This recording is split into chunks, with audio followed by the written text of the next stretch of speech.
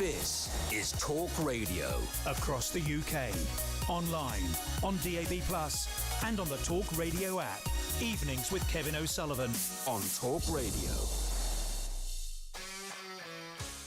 Now, Kwasi Kwarteng, the business secretary, is in a bit of trouble. He went on to the Andrew Marr show on the BBC yesterday morning and basically implied that he'd been talking to the Treasury and to businesses, to big factories, about potential government bailouts as they feel the strain and the pinch due to the fact that energy prices are soaring to unaffordable levels. So he said we might be able to help. The Treasury then slapped him down and said he was making things up as he went along. So it looks like the Treasury's attitude is we won't be helping anyone. Meanwhile, there are increasing calls on an individual basis for all of us to be spared the £150 a year that we currently pay in basically green taxes, the levies to fund Boris Johnson's fantasy that somehow or other this country is being fuelled and powered by wind turbines and solar panels. It's not. But we pay 150 grand, so we can pretend that that's the case. We need to talk about the energy crisis, don't we? It seems to be coming to a pinch. The Prime Minister's on holiday. I don't begrudge him that, but he's certainly got a lot to think about when he's in Marbella. Let's talk to the director of the Future Cities project, Austin William. Good evening, Austin. Hi, Kevin. Nice to talk to you. Can we just have a little listen to the business secretary, Kwasi Kwarteng, yesterday? I'm, as you say, speaking to people, listening and trying to work out a way forward. We read that you've asked for billions from the Treasury, either for a price cap or for some kind of winter help for industry. Is that true? I have not asked for billions. We've got existing schemes. I'm working very closely with Rishi Sunak, the Chancellor, to get us through this situation. I think he showed a great deal of flexibility when he allowed £500 million to be dispersed by local authorities for vulnerable consumers. And we're working to see what we can do in terms of protecting industry.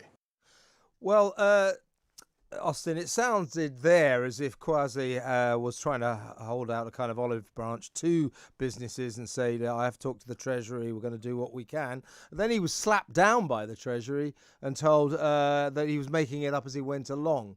So it looks as if the government doesn't want to help businesses. We're told about some household name factories that may have to close down because they can't afford the energy costs anymore. Are we facing some kind of cataclysm in terms of industry unless something is done? Well, I'm sure Greta Thunberg would say that we're reaching some kind of Armageddon. But I think it just shows the fact that the government really doesn't know which side the wind is blowing, if you excuse the expression. I think they are, so you have the Treasury, which is regardless of industrial requirements, and then you have the Trade and Industry Secretary obviously trying to prop it up, But if you have an industrial strategy which relies on making steel and making cars and making, stuff, and then you have an environmental conversation, which will be exemplified and exacerbated by COP26, which is about reducing stuff and not making things and reducing carbon emissions and use of energy, then you have a fundamental contradiction. And how you weigh those two up, I really don't understand. At the moment, the environmental discourse is winning.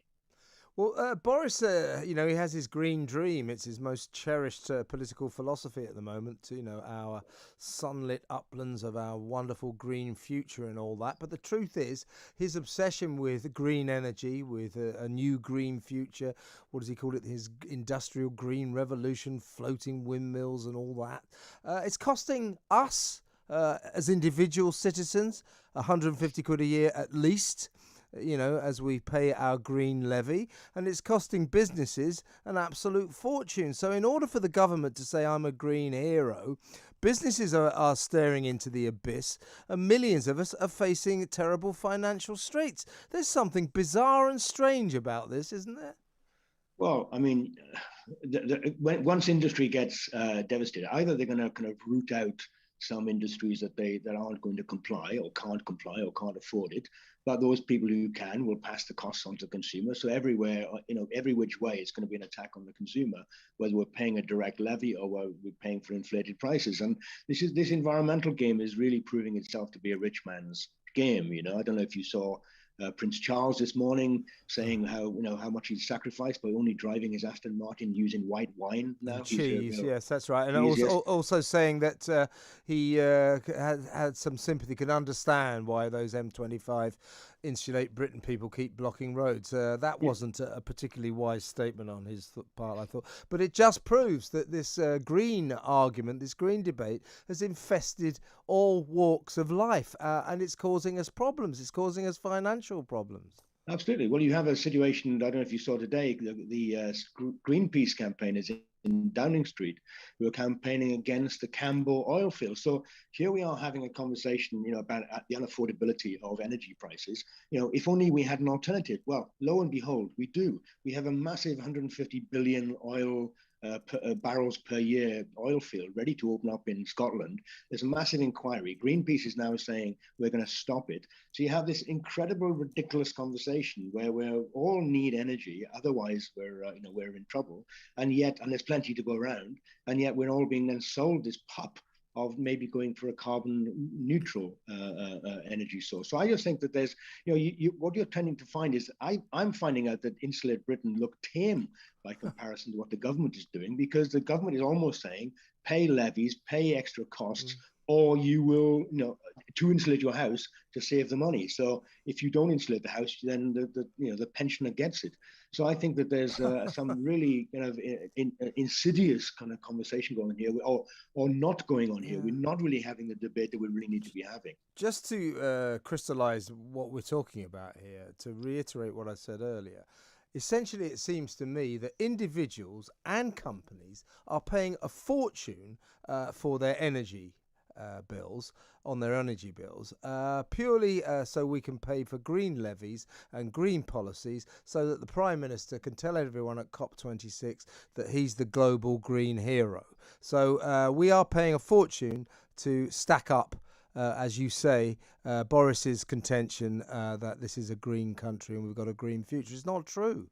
Absolutely. And, they can't yet pass through the Cambo oil field because it's COP26 is being held in Scotland. So they have to maybe hold that one off so they look well while the conference is going on. But, we have nuclear power stations, right, which are being run down as we speak. We are now threatened with not building a few of them because of some, scare story. But effectively, if you are interested in kind of carbon emission reductions, then nuclear power is the way to go. It's the only way forward, we all know that, yes.